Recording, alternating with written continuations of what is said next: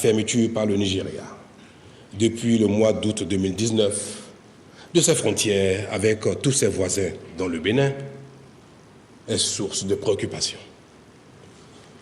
Évidemment, notre pays, champion de la libre circulation des personnes et des biens, salué et célébré comme tel par la Commission de la Communauté économique des États de l'Afrique de l'Ouest, CEDEAO, ne saurait s'accommoder d'une telle situation nuisible aux activités de plusieurs de nos opérateurs économiques.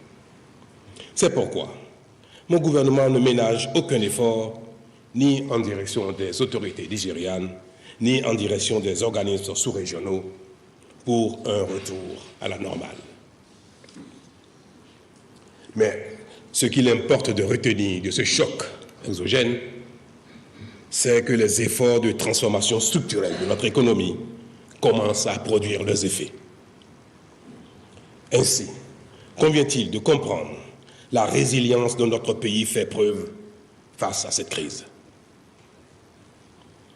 Désormais, nous savons donc mieux résister aux chocs de cette nature et nous continuerons à renforcer cet acquis. C'est le sens de l'action que mène inlassablement mon gouvernement depuis avril 2016 et qui s'est poursuivie tout au long de l'année qui s'achève. Quel chemin avons-nous donc parcouru depuis mon message à cette même tribune il y a un an?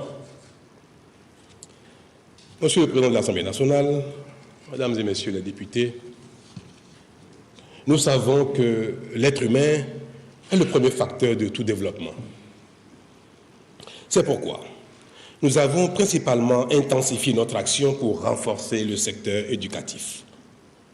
Ainsi, grâce aux réformes et politiques publiques entreprises, la qualité de l'enseignement et de l'offre éducative, les conditions de travail des enseignants, les conditions d'accès et de maintien à l'école des enfants se sont considérablement améliorées au cours de cette année 2019.